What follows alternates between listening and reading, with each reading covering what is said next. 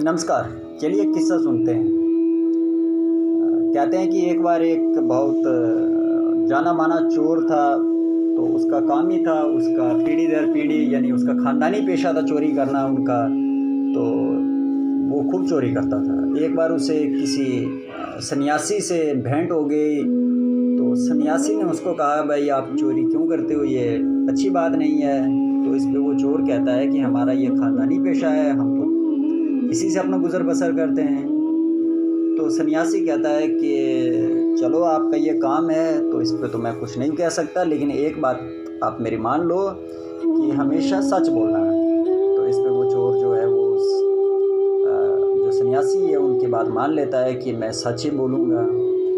अब क्या होता है कि चोर जो है इस बार जा रहा होता है तो उसे एक और आदमी मिल जाता है। और ये दूसरा जो आदमी है ये क्या होता है कि उस शहर का एक राजा होता है जो बेस बदल के जो घूम रहा है कि हमारे राज्य में क्या चल रहा है। तो उसके साथ इसकी भेंट हो जाती है। क्योंकि अब इसने प्रण लिया हुआ था कि मैं सच बोलूँगा, तो इस बार जब राजा उससे पूछता है कि आप कौन हो, तो वो कह देता है कि मैं चोर हूँ। तो राजा उससे कहता है कि राजा यानी जो एक अभी आम व्यक्ति था, तो वो उसको कहता है कि आप चोरी जो करनी है तो छोटी मोटी क्या चोरी करनी, चलो राजा के महल में चोरी करते हैं।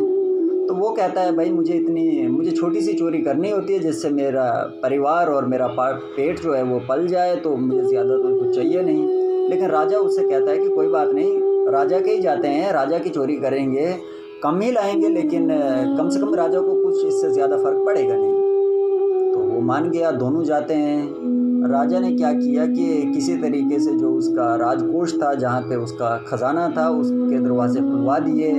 और राजा बाहर रुकता है, इस दूसरे चोर को कहता है कि आप जाओ अंदर और वहाँ पे जो मिलेगा वो ले आना और आधा आधा कर लेंगे। वो चोर अंदर जाता है, राजकोष में उसे एक डिब्बा मिलता है, वो उसको खोलता है, उसके अंदर एक और छोटा सा डिब्बा मिलता है। उसको खोलता है, उसके अंदर एक और छोटा सा डिब्बा मिलता है। उसको खोलता है तो उसके अंदर 3 हीरे पड़े होते हैं। तो ये जो चोर है ये सोचता है कि हम तो 2 हैं, हीरे 3 हैं, तो इनको आधा आधा कैसे करेंगे।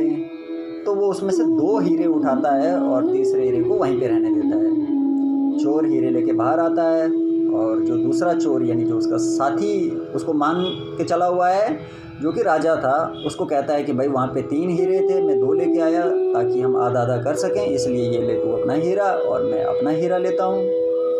और इसके बाद वो अपनी अपने राह चला गया। दूसरे दिन राजा जो है वो दरबार में आता है और पता चलता है कि रात को चोरी हो गई महल में। तो राजा कहता है, भाई क्या क्या चोरी हुआ। तो वो जो उसका मंत्री होता है, तो मंत्री ने सोचा कि क्यों ना जो तीसरा हीरा है उसको छुपा लिया जाए, तो राजा को क्या पता चलेगा। तो मंत्री ने कहा कि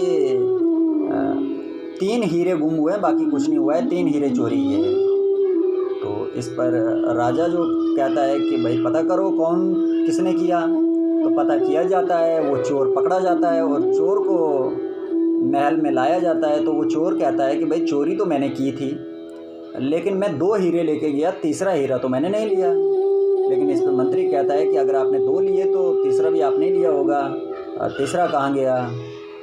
तो वो चोर जो है, चूँकि उसने प्रण लिया हुआ था सच बोलने का, इसलिए वो कहता है कि भाई नहीं, मैं तो 2 ही लेके गया, अब तीसरा मैंने नहीं लिया तो मैं कैसे मान लूँ। मंत्री जो है वो ज़बरदस्ती उसको मनवाने की कोशिश कर रहा है। इतने में राजा क्या करता है कि वो जो हीरा उसके पास पड़ा होता है उसको निकालता है और कहता है कि भाई दूसरा हीरा ये है। और उसके बाद मंत्री से कहता है कि तीसरा हीरा कहाँ है, क्योंकि ये जो दूसरा हीरा है इसने मुझे दिया था, मैं इसका साथी बना था और ये 2 हीरे हमारे पास हैं, तीसरा हीरा कहाँ है। इस पर मंत्री समझ गया कि ये मिली भगत चल रही है इनकी, तो उसने तीसरा हीरा जो उसके जेब में था वो निकाला। इस पर जो राजा है वो मंत्री को सज़ा देता है, उसको बंदी बना देता है या कारागार में डाल देता है, जो भी किया। और इस जो चोर है इसको कहता है कि आज से मंत्री का जो पद है उसको आप संभालिए, तो हमारे मंत्री आज से आप होंगे। इस पे वो चोर जो है वो कहता है कि मैं इस पद को नहीं संभाल सकता, क्योंकि इतना छोटा सा सच बोलने से अगर मुझे मंत्री का पद मिल रहा है तो क्यों ना मैं आज के बाद सच ही बोलूं जिससे मुझे परम पद की प्राप्ति हो। तो किस्सा इतना ही है।